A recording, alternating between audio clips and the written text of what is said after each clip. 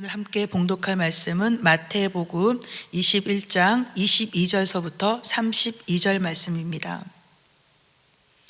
마태복음 21장 22절에서 32절 말씀을 함께 봉독하겠습니다. 너희가 기도할 때에 무엇이든지 믿고 구하는 것은 다 받으리라 하시니라. 예수께서 성전에 들어가 가르치실새 대제사장들과 백성의 장로들이 나와 이르되 내가 무슨 권위로 이런 일을 하느냐, 또 누가 이 권위를 주었느냐. 예수께서 대답하시되 나도 한 말을 너희에게 물으리니 너희가 대답하면 나도 무슨 권위로 이런 일을 하는지 이르리라.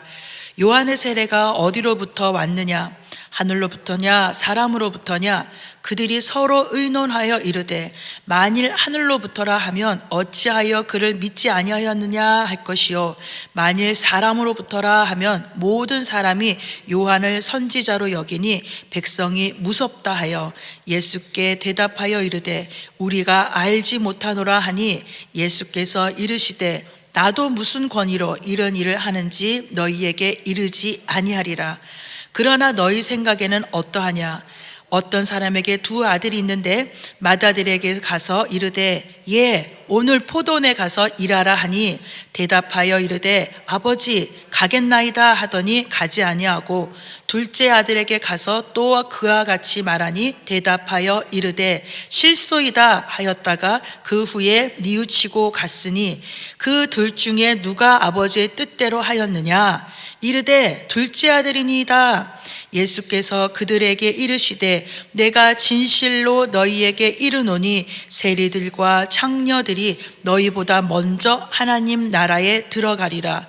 요한이 의의 도로 너희에게 왔거늘 너희는 그를 믿지 아니하였으되 세리와 창녀는 믿었으며 너희는 이것을 보고도 끝내 뉘우쳐 믿지 아니하였도다. 아멘. 저는 고사성어를 굉장히 좀 좋아하는데요. 그래서 고사성어 중에서 이 담소자약이라는 단어가 있습니다. 비슷한 단어로 태연자약이라고 쓰는데요. 이 말은 급한 근심이나 놀라운 일을 당하였을 때도 보통 때와 같이 웃고 이야기한다라는 뜻입니다. 삼국지 5서 감령전에 이게 나오는 이야기인데요. 조조가 이 40만 대군을 끌고 이렇게 오는 상황에서 이 감령이라는 사람은 이 10만 대군, 40만의 10만입니다. 에 불과한 이 군세이지만 전혀 겁을 내지 아니하고 평상시처럼 웃고 다니다가 방심하고 있는 조조군을 기습하여서 혼란에 빠뜨리고 돌아왔는데 그의 군사들은 한 명도 다치지 않았다라는 것에서 나온 이야기입니다. 저는 오늘 이 담소자약의 모습으로 싸움의 기술을 제대로 걸어서 한판 승하신 예수님에 대해서 좀 말씀드리고자 합니다. 어제 예수님은 성전을 청소하고 유대교의 성전 종교에 대한 이 종말을 예고하시면서 종교 지도자들에게 이 강력한 한방을 남기셨습니다. 그런데 그리고 다음 날 다시 예수님은 성전에 나타나서 사람들을 가르치셨어요. 이미 예수님에 대해서 보고 듣고 소문을 들었던 대제사장과 장로들은 이 침례 요한처럼 이번에도 예수님을 어떻게 죽일까라고 생각하며 이 트집을 잡으려고 예수님께 말을 겁니다. 예수여, 내가 무슨 권위로 이런 일을 하느냐? 또 누가 이 권위를 너에게 주었느냐? 여기서 이런 일이라 하는 것은요, 어제 그 요란했던 예루살렘의 입성과 성전 척결에 대한 모든 사건에 대해서 그것을 이야기합니다. 왜 우리 허락도 없이 여기서 장사를 하느냐? 왜 함부로 떠드느냐? 이런 말입니다. 이건 시장의 세를 받는 깡패도 아니고 한마디로 자신들이 성전의 모든 지배권과 권위를 가지고 있다고 생각합니다. 무슨 말입니까? 우리가 이 예루살렘의 성전에 대한 최종 권위를 가지고 있고 내가 인정해야 하나님도 인정하신다는 이 문고리 정책을 이야기하고 있는 것입니다. 하나님도 자신들의 허락 없이는 결제하실 수 없다는 생각, 바로 최종 결정권자들이 자신들이라는 생각, 내가 결정 안 했는데 누가 감히, 이런 말들이죠. 사람들은 누구나 이런 최종 권위를 가지고 최종 결정권자가 되기를 원합니다. 세상 중심이 자기인 사람은 자기가 결정해야지 모든 것이 편해지고 조용해집니다. 가끔 길거리에서 전철안이나 이 정신줄을 놓고 사람들을 향해서 고래고래 소리 지르고 욕을 하는 사람들을 봅니다. 저는 그 사람들이 도대체 무슨 말을 하나 하고 공고 이렇게 들어보면 거의 같은 말을 합니다. 내가 왕이고 내가 대통령이고 내가 사장이다. 하지만 이 미쳐 돌아가는 이 세상이 나를 인정하지 아니하고 나를 무시한다라고 이야기하면서 세상에 대한 억울함을 이야기합니다. 이 멀쩡하게 살아가는 우리들도 어쩌면 마음의 병이 들어서 겉으로는 아닌 척하지만 자기 결정, 자기 생각, 자기 말이 최고이고 이것을 무시하면 스트레스를 받아서 이 참지 못하는 분노를 갖게 되는 것이죠. 그런 자기 중심의 사람들이 예수님께 와서 무엇을 이야기합니까? 권위를 이야기합니다. 그러나 예수님은 오히려 의도적으로 그들의 먹잇감이 될 것을 작정하시고 그들과 정면 충돌하십니다.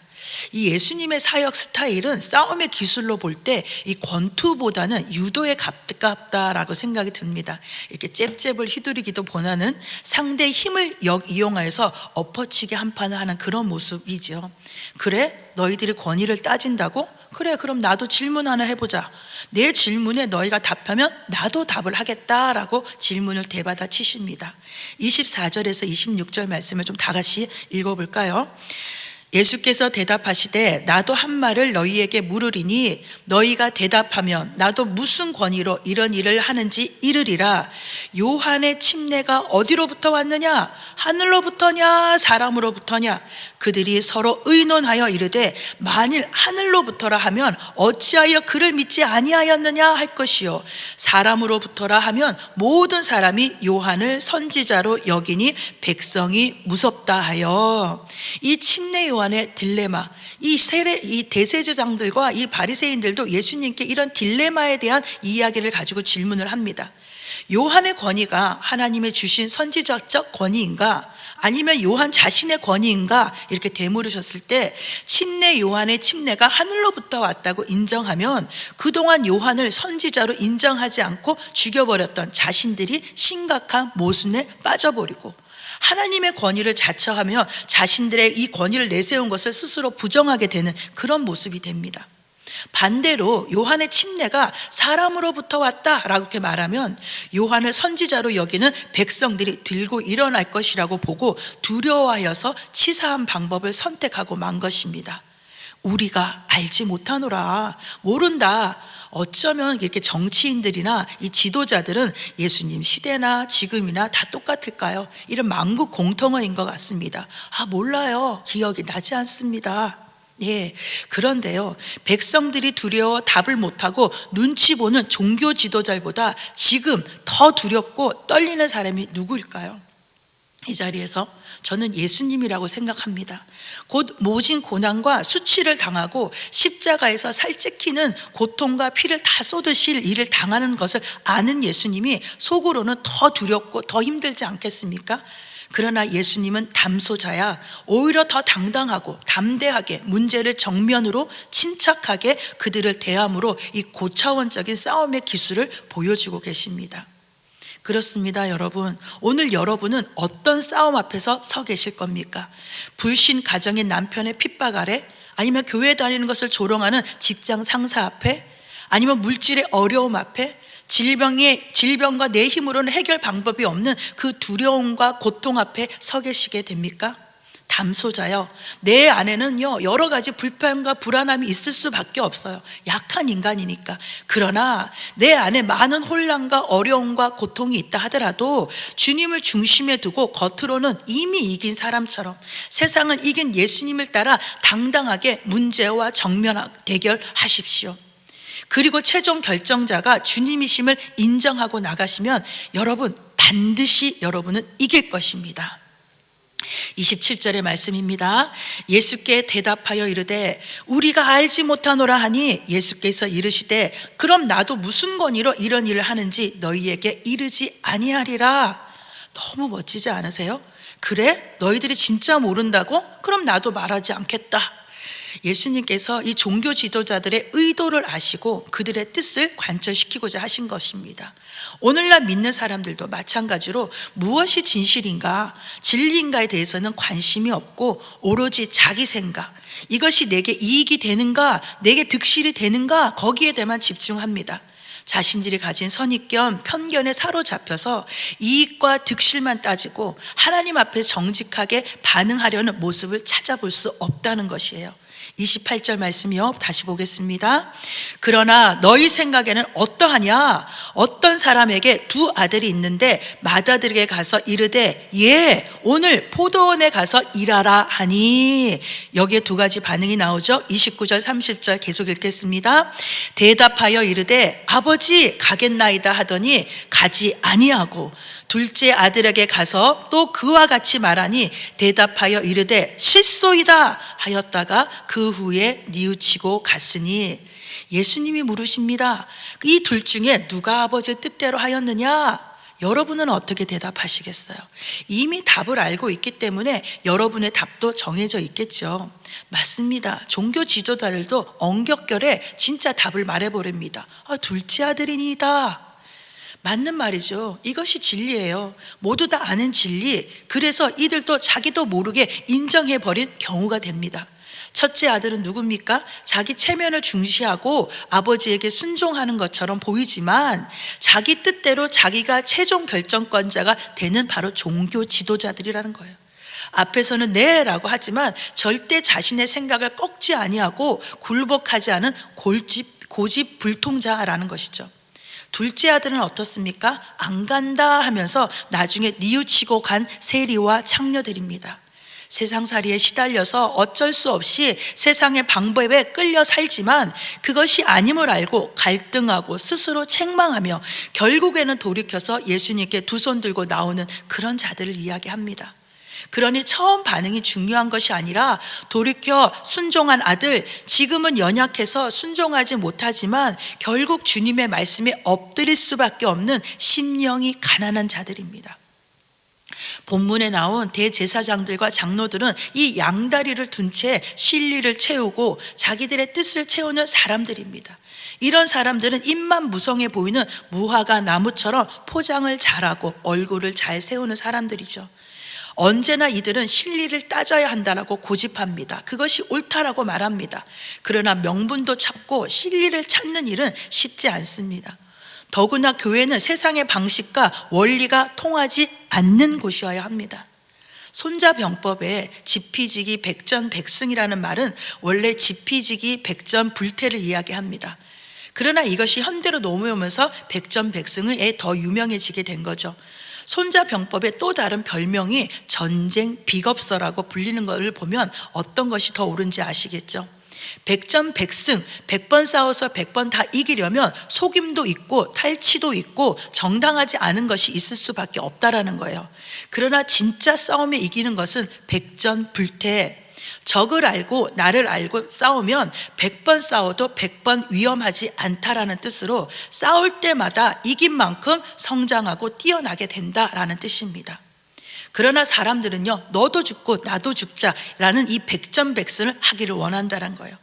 오늘은 처음부터 이 싸움에 대한 이야기를 계속 하는데요, 제가 말씀드리는 이 싸움은 믿는 자들이 세상에 대해서 주눅들지 말고 이 싸우는 것을 피하지 말고 뱀같이 지혜롭고 비둘기같이 순결하게 십자가의 정신을 굳건히 붙들고 담대하게 제대로 된 싸움을 싸워보자라는 이 이야기니 오해 없으시길 바랍니다.